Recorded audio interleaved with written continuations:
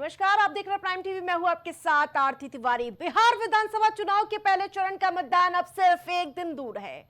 6 नवंबर को 18 जिलों की 121 विधानसभा सीटों पर मतदाता अपने मताधिकार का इस्तेमाल करेंगे। इस पहले चरण की वोटिंग को लेकर राजनीतिक हलचल दोनों ही तेज हो चुकी है, लेकिन अब तक पहले चरण का चुनावी एजेंडा सेट हो चुका है। लेकिन आज इंडी गठबंधन के 3 और बंदर आ गए। ये 3 बंदर पप्पू और अपू के नाम पर। पप्पू सच बोल नहीं सकता, अच्छा बोल नहीं सकता, पप्पू अच्छा देख नहीं सकता और पप्पू सच सुन नहीं सकता। बीजेपी में बड़े बड़े कप्पू हैं और उनके चप्पू हैं हमारे, तो वही होंगे ना, एक कप्पू और बाकी चप्पू। तो पहला चुनावी एजेंडा पहले चरण के लिए तय हो गया है। वोटर पहले चरण के लिए मतदान के लिए अपना मन भी बना चुके हैं। पहले चरण की वोटिंग के लिए कई हाई प्रोफाइल सीटों पर मतदान होना है, जिसमें कई दिग्गजों की शाख दांव पर है। लेकिन हम आपको बताते हैं कि इन दिग्गजों में कौन कौन से दिग्गज है जो इस रणभेरी में उतरते हुए नजर आएंगे। पहले चरण के दिग्गज जो है तेजस्वी यादव, जो कि राघोपुर विधानसभा सीट से उम्मीदवार है। सम्राट चौधरी तारापुर विधानसभा डिप्टी सीएम है सरकार में। मैथिली ठाकुर अलीनगर विधानसभा से, जबकि तेज प्रताप महुआ विधानसभा सीट से, जबकि खेसारी लाल यादव छपरा विधानसभा सीट से उम्मीदवार हैं। और इसके अलावा अनंत सिंह मोकामा विधानसभा। इस चरण में कई हाई प्रोफाइल सीटें हैं। तेजस्वी यादव राघोपुर से, सम्राट चौधरी तारापुर में और इसके अलावा मैथिली ठाकुर अलीनगर से उम्मीदवार है। तेज प्रताप यादव महुआ से, खेसारी लाल यादव छपरा से और अनंत सिंह मोकामा से चुनावी हुंकार भरते हुए नजर आए थे। इन दिग्गजों की शाख इस बार सीधी जनता के वोट पर टिकी हुई है।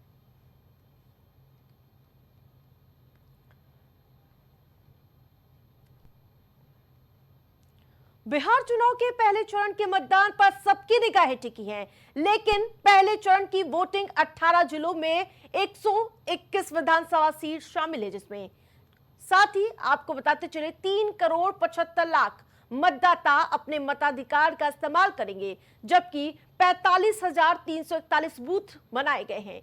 1,314 उम्मीदवार इस बार पहले चरण में ताल ठोकते हुए नजर आ रहे हैं। पहले चरण में कुल 3 करोड़ 75 लाख मतदाता है और इसके अलावा 45,341 बूथ पर अपने मत डालेंगे।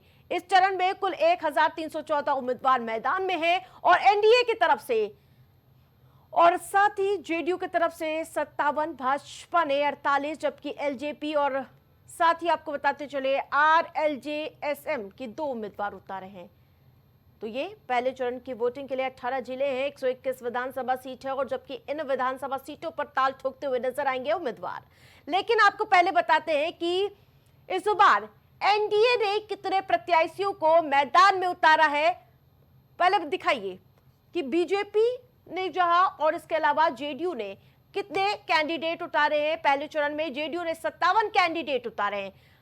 वहीं आपको बताते चले भारतीय जनता पार्टी ने 48 कैंडिडेट उतारे हैं। एलजेपीआर यानी कि चिराग पासवान की पार्टी ने 13 कैंडिडेट उतारे हैं।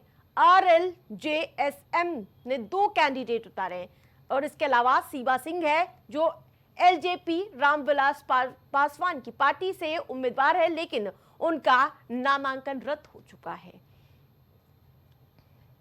वहीं इसी प्रकार उधर महागठबंधन की तरफ से भी पहले चरण में आरजेडी की तरफ से 71 उम्मीदवार है और कांग्रेस की तरफ से 24 उम्मीदवार मैदान में हैं। लेफ्ट से 14 उम्मीदवार, जबकि जन सुराज की पार्टी यानी कि प्रशांत किशोर की पार्टी से 118 प्रत्याशी मैदान में उतार दिए गए हैं।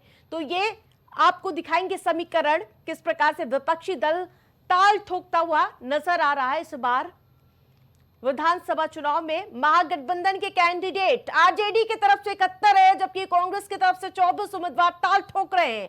लेफ्ट की तरफ से 14 उम्मीदवार, जबकि जन सुराज की तरफ से 118 प्रत्याशी मैदान में ताल ठोक रहे हैं।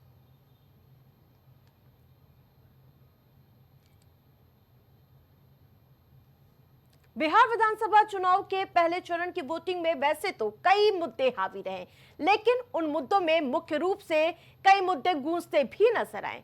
चुनावी मुद्दों की बात करूं तो पहले चरण में बुर्का और इसके अलावा सीट बंटवारा, महागठबंधन में दरार और सीएम फेज की रेस, छठ और मोदी विवाद, घोषणा पत्र और दुलार चंद हत्याकांड जैसे मुद्दे हावी रहे। सभी पार्टियों ने अपने अपने एजेंडे और घोषणा पत्र के जरिए मतदाताओं को लुभाने का भरपूर प्रयास किया।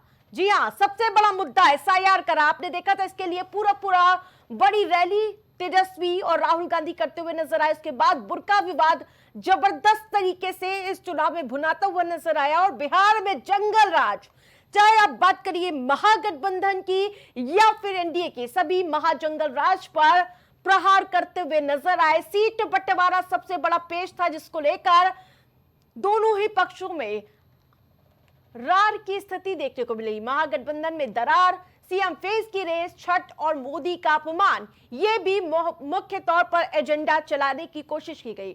घोषणा पत्र पर घमासान, यानी कि इसको लेकर भी तमाम तरह की सुर्खियां बनती हुई नजर आई। और सबसे बड़ा कांड जो हुआ इस बिहार चुनाव के पहले चरण में, वो था दुलार चंद हत्याकांड। जी हां, जिसके बाद मोकामा में पूरी तरह से सियासी सरगर्मियां बढ़ गई थी और चुनाव में एनडीए को घेरने के लिए बहुत बड़ा मुद्दा हाथों हाथ महागठबंधन को मिल गया था। दुलार चंद हत्याकांड सबसे सुर्खियों वाला मुद्दा रहा, लेकिन सबके बीच योगी की एंट्री होती है, पप्पू टप्पू अप्पू बनाम गप्पू की भी राजनीति देखने को मिलती है। और इन सबसे बड़ा प्रहार एनडीए के लिए था लालू के परिवार में फूट। पहले आप सियासी बयानबाजी सुनिए जो सुर्खियों में रही। आज विकसित बिहार के संकल्प के साथ पूरा एनडीए एकजुट होकर आगे बढ़ रहा है। वहीं दूसरी तरफ कांग्रेस और आरजेडी में घमासान मचा हुआ है। मैं आपको एक अंदर की बात बता रहा हूं।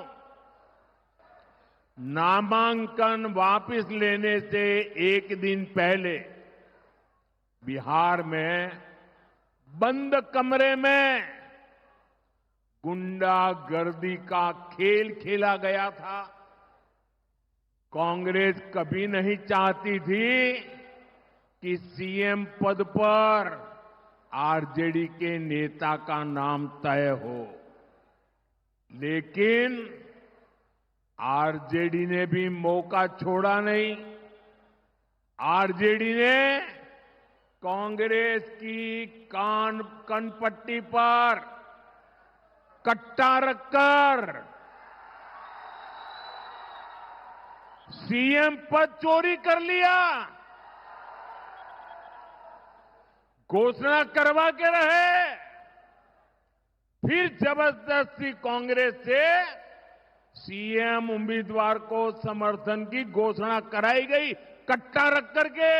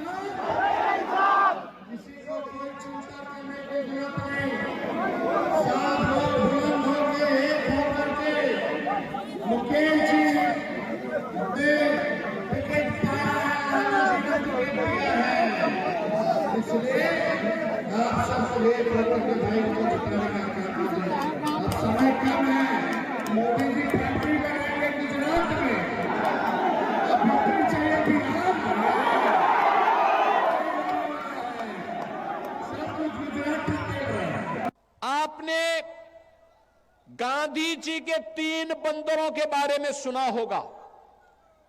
गांधी जी के 3 बंदर थे। गांधी जी ने तो उनको उपदेश दिया था, बुरा मत देखो, बुरा मत सुनो और बुरा मत बोलो। लेकिन आज इंडी गठबंधन के 3 और बंदर आ गए। ये 3 बंदर पप्पू, टप्पू और अप्पू के नाम पर